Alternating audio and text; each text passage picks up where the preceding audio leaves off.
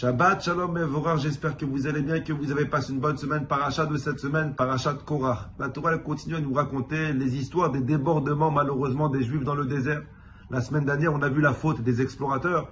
Cette semaine, on va essayer d'expliquer la faute de Korach. La Torah nous dit en introduction, Korach, qui était le cousin de Moshe Rabbeinu. Korach qui sur le papier, il avait tout pour avoir la meilleure des vies.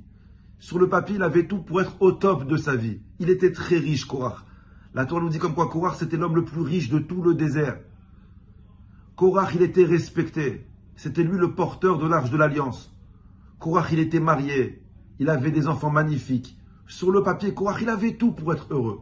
Mais malheureusement, la Torah nous dit, malgré la richesse, malgré les honneurs qu'il avait, malgré sa famille, il se rebelle contre Moshe Rabbeinu et il entraîne dans sa rébellion avec lui 250 tzadikim.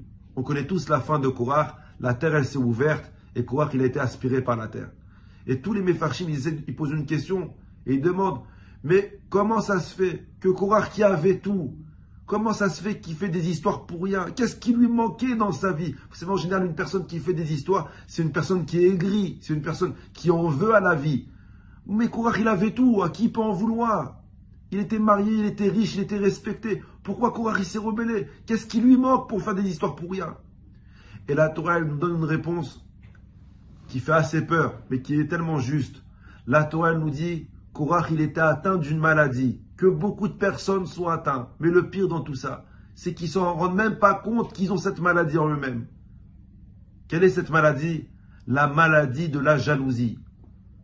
Malgré tout ce que Korach il avait, malgré tout l'argent, malgré tout le respect que Korach il avait, c'était un jaloux.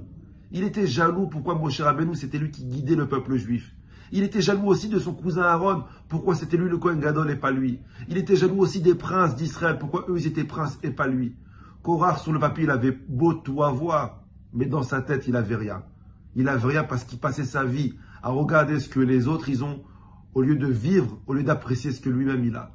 Et le Zohar Kadosh il dit comme quoi, une personne qui est envieux, une personne qui veut l'argent de l'autre, une personne qui veut le respect de l'autre, une personne qui veut les enfants des autres, parce qu'en général, malheureusement, le jaloux, il n'est pas jaloux seulement d'une personne, il est jaloux de plusieurs personnes.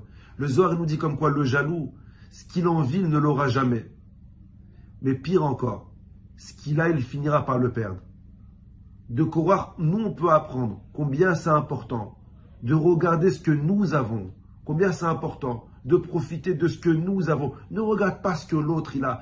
Il y aura toujours quelqu'un qui aura une plus belle montre que toi, qui aura une plus belle voiture que toi, qui aura une plus belle femme que toi, qui aura des plus beaux enfants que toi. Il y aura toujours ça. La personne heureuse, c'est la Ezewashir à sa mère Bechelko. C'est celui qui regarde ce qu'il a. Je regarde ce que j'ai. Et c'est pour cette raison-là que le soir des Sheva Brachot, on bénit le Khatan et la Kala. Et parmi les Sheva Brachot, une des brachas qu'on leur fait, on leur dit Sameach tesamach, kesamecha yetzicha beganeden mikedem. On bénit le Khatan et la Kala qui ressemblent au couple de Adam et Chava. On bénit le Khatan et la Kala que votre couple il soit aussi réussi, aussi beau que Adam et Chava Imenu à Gan Eden. Alors on se pose tous la question.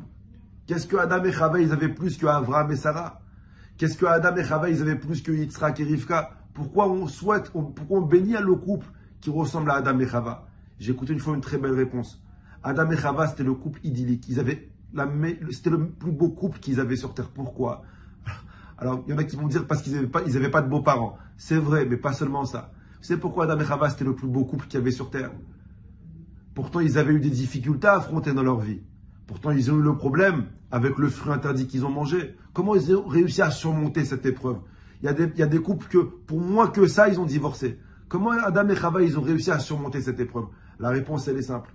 Même s'ils divorcent, Adam et Chava, avec qui tu veux qu'ils se remarient? Ils sont seuls.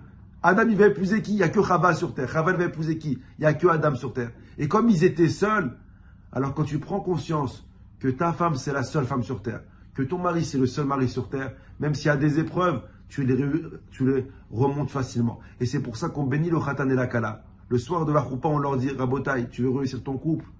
Mets-toi une seule chose en tête. À partir de ce moment-là, c'est ni échangeable, ni remboursable, et il n'y a pas de date de préemption. Il n'y a pas de date, et ça ne périt pas. La Ketouba, elle ne périt jamais. Une personne qui prend son conscience que sa femme, c'est la seule femme sur terre, une femme qui prend conscience que son mari, c'est le seul homme sur terre, peu importe les difficultés qu'il va y avoir, parce qu'il y a toujours des difficultés à affronter, ils vont les casser, comme quand on casse le verre, et après ils vont crier Mazal Tov. On crie Mazal Tov après qu'on a cassé le verre, parce qu'une personne qui comprend comme quoi sa femme c'est la seule, une femme qui comprend comme quoi son mari c'est le seul, alors même s'il y a des brisures dans la vie, ça finira toujours par un Mazal Tov. Bracha v'hatzlacha, à vous et toute votre famille à la semaine prochaine.